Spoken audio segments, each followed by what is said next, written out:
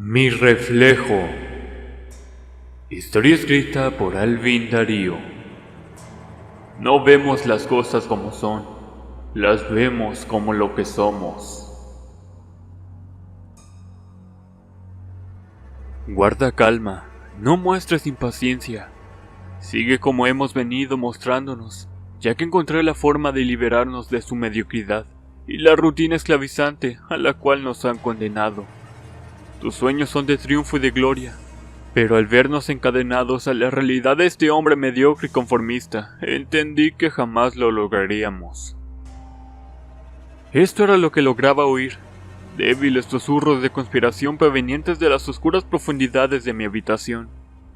Todo esto y más escuchaba, después de asaltar indiscriminadamente la despensa. En sí, era la personificación en vida de los pecados capitales, gula y pereza. No había logrado nada aún. Aún vivía en la casa de mis padres. Mi mujer me había abandonado por un don nadie sin aspiraciones.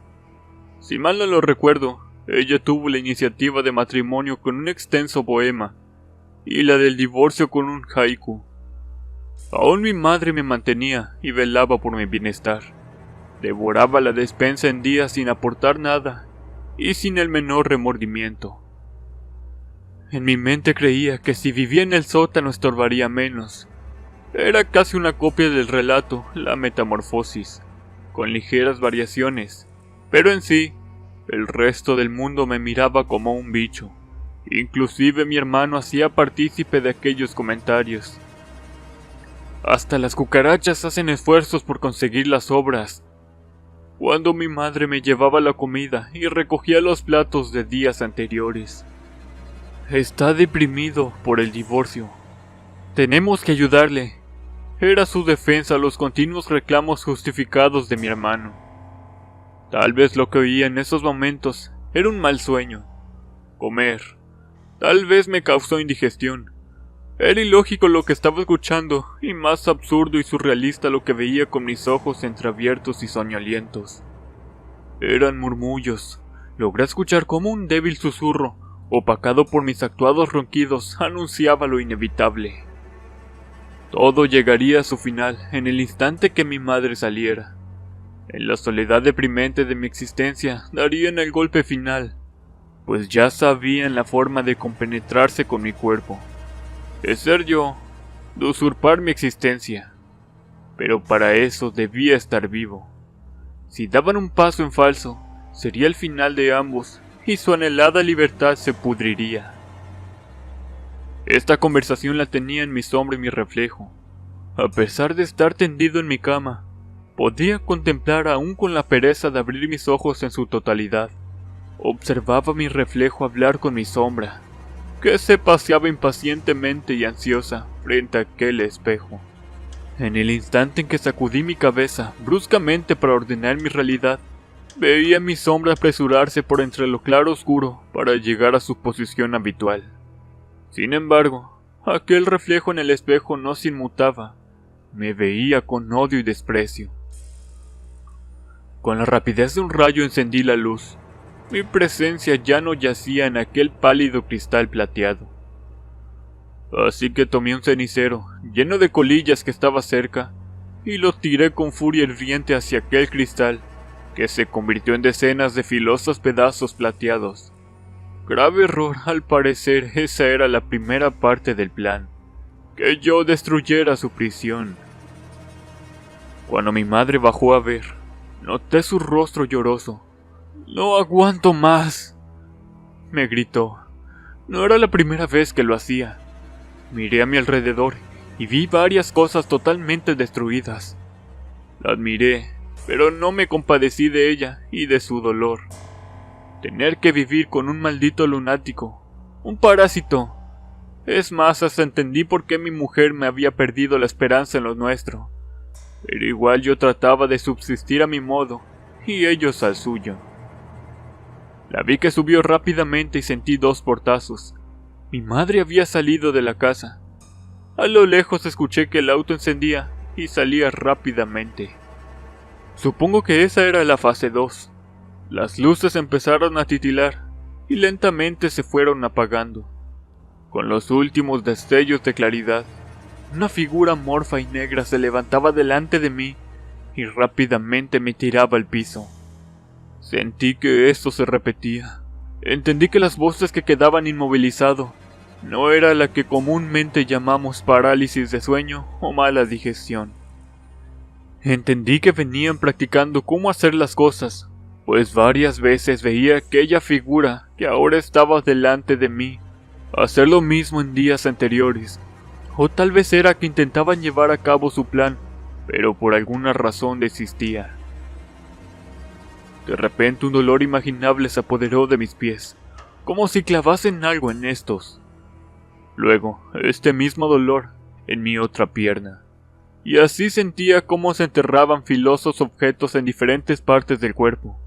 Mis manos, mis hombros, brazos. Sin previo aviso, una tenue luz se apoderó del ambiente e hizo que aquella ser amorfo y oscuro, mi sombra se reflejara. Vi mi cuerpo totalmente ensangrentado y cientos de fragmentos de aquel espejo enterrados en mi cuerpo. A pesar que intentaba gritar, mi cuerpo no respondía. El terror me invadió, pero en los pedazos de espejo veía mi rostro calmo y sonriente. Veía cómo la delgada superficie de plata lentamente se desprendía del vidrio y escurría sobre mí, mezclándose con mi sangre que ahora había teñido todo el piso. En los pedazos que aún tenía aquella delgada capa de plata, podía verme deseoso y calmo. No entendía qué pasaba. Tal vez estaba alucinando. Tal era el dolor que me desmayé. Pero antes aprecié cómo la delgada capa de plata se había escurrido totalmente, y cómo estos pedazos de cristales, ahora traslúcidos, absorbían mi sangre para pintarse de rojo escarlata. Pasado algunos minutos, o tal vez horas, desperté. No sentía dolor. Podía haberme tirado con cientos de cristales enterrados en mi cuerpo. Veía cómo me paraba y hacía movimientos que yo no coordinaba. Veía cómo una mano se me acercaba y me tomaba. Veía el techo, y esta escena se repitió. No entendía qué pasaba, hasta que me vi totalmente de pie, limpio, sin ningún cristal en mi cuerpo. Vi cómo mi rostro se acercaba. Por fin soy libre. Por fin pude escapar de esa maldita prisión de plata. Toda una existencia vítrea replicando tu insignificancia, tu mediocridad. Mira bien, soy tu reflejo ahora viviendo en tu carne, en tu cuerpo. Me cansé de la vida que llevabas, sin aspiraciones ni ambiciones, viviendo una vida estando muerto.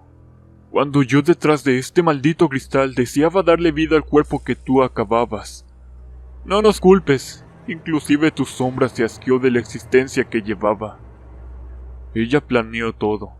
Ella fue el artífice de este plan que lleva años ideando meticulosamente este momento, simplemente para liberarnos del lastre que nos arrastraba a lo profundo de una muerte vana e insulsa.